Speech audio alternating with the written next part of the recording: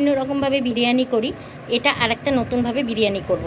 এটা আগেই একটু দাদাকে মানে শিলাদির হাজবেন্ড দাদাকে থ্যাঙ্কস জানাই। এটা আমি দাদাকে রাখি পড়াই, তো দাদা এই বিরিয়ানির চালটা আমাকে গিফট দিয়েছে, যে আমি যেহেতু রান্না করতে ভালোবাসি।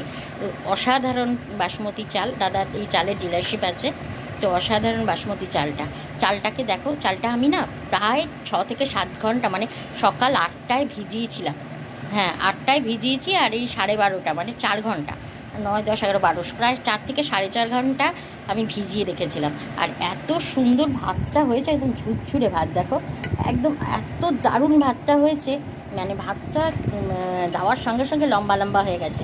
আর যে কোনো ফ্রাইড রাইসের চাল বা বিরিয়ানির মানে ফ্রাইড রাইসের ভাত বা বিরিয়ানির ভাত করবে, ভাতের মধ্যে অল্প লবণ দেবে, অল্প সাদা তেল বা সর্ষের তেল, আর অল্প পাতিলেবু ভালো করে চিপে দিয়ে দেবে। ধরো 8খানা পাতিলেবু ভালো করে চিপে দিয়ে দিলে, তাহলে দেখবে ভাত ভীষণ ঝরঝরে হয়। তো এই ভাতটা আমি করে নিয়েছি। এবার ভাতটাকে আমি একটা আলাদা পাত্রে ঢেলে রাখবো। এই সসপ্যানটার মধ্যে আমি বিরিয়ানিটাকে সাজাবো, তাই এখানে আমি অল্প একটু ঘি দিয়ে এটাকে গরম করে নিচ্ছি, আর তেজপাতা দিয়ে বেড়ে দেবো। আর এখানে চিকেনটা করে রেখেছি, আমি একদম নর্মাল চিকেন করেছি, পেঁয়াজের রস, আদার রস এইসব দিয়ে, টমেটো দিয়ে, টক দই দিয়ে একদম নর্মাল চিকেন কষা কষা করে চিকেনটা করে রেখেছি। আর ভাতটা আমি আবার একটা ভালো পাত্রে ছড়িয়ে দিয়েছি। ভাতটা এত ঝরঝরে, তোমাদের আমি বারবার দেখাচ্ছি, দেখো এত সুন্দর ঝরঝরে ভাত হয় এরকমভাবে, আমি যেরকমভাবে বলেছি এরকম করে ভাত করলে, আর খেতেও দারুণ হয়। তো এবার চলো আমি সসপ্যানটাকে নিয়ে আসি। দেখো পাত্রটার মধ্যে ঘি দিয়ে ইয়ে করলাম, বসালাম, আর ফ্যান চালিয়ে দিয়েছি, একটু ঠান্ডা। এবার এর মধ্যে তেজপাতার বেড় দেবো। তেজপাতাগুলোকে এইভাবে বেড় দিতে হবে। তেজপাতাগুলোকে একটা সাদা কাপড়ে ভালো করে মুছে নিয়ে এরকমভাবে সাজাতে হবে। তেজপাতা ধোবে না, ধুলে কিন্তু তেজপাতার বেড়টা মানে ভাতের সাথে জল জল হয়ে যাবে। তো তেজপাতা ধোয়া যাবে না, তেজপাতাকে খুব ভালো করে পরিষ্কার সাদা কাপড়ে মুছে নিতে হবে। আমি কড়াইয়ে অল্প একটু ঘি গরম করে নিয়ে ভাতটার মধ্যে দেব। ঘিটাকে ভাতের উপর ঢেলে দেবো। ঘিটাকে ভাতের উপর ঢেলে দেবো। বাবলা, এই তুই একটু ভিডিওটা করে দিতে পারতিস আমার। ঘিটাকে ভাতের উপর ঢেলে দেবো। এইবার ভাতটাকে খুব ভালো করে মাখিয়ে নেব। এইটা কেন মাখালাম, তাহলে নাহলে অনেক সময় শুকা শুকা হয়ে যায় ভাতটা খেতে। ভাতটাকে খুব ভালো করে মাখিয়ে নেবো, একটা সুন্দর টেস্টও হয়।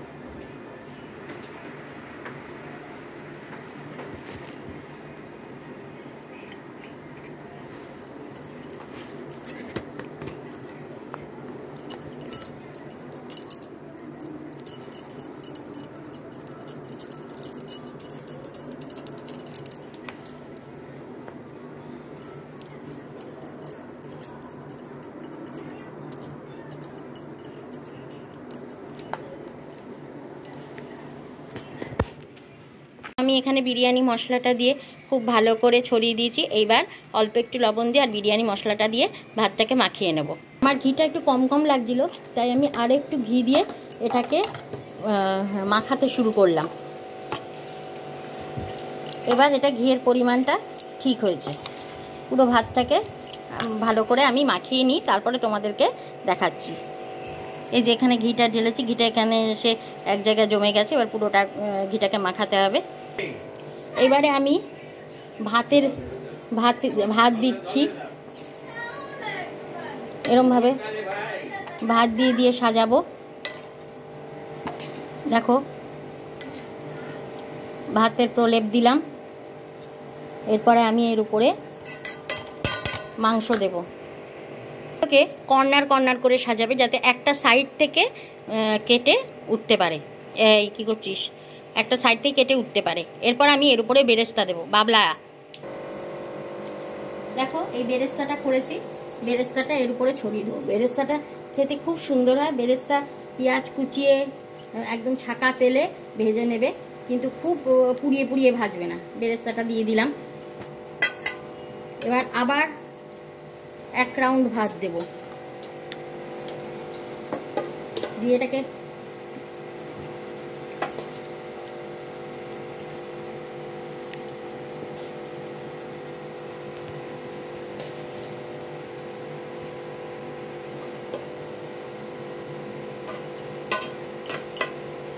আমি মাংস দিয়ে তার উপরে বেরেস্তা দিই। এবার আলু মাংস আমি অত ওই বড় বড় ডাবড়া ডাবড়া করে কাটি না, একটু কাই রাখি, যাতে খেতে খুব টেস্ট হয়।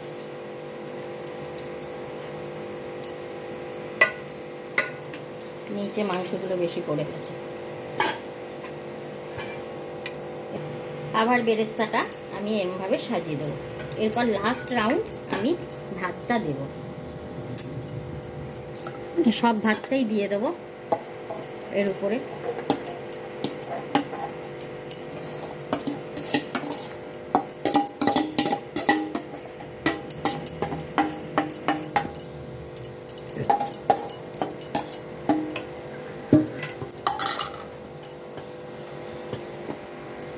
এরকম করে করে মাংসগুলোকে ঢুকিয়ে দেবো।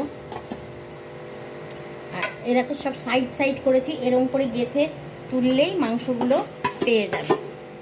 তো এবার আমি এটাকে ঢাকা দিয়ে দমে বসিয়ে রাখবো। উপরে বেরেস্তাটা ছড়িয়ে দেবো।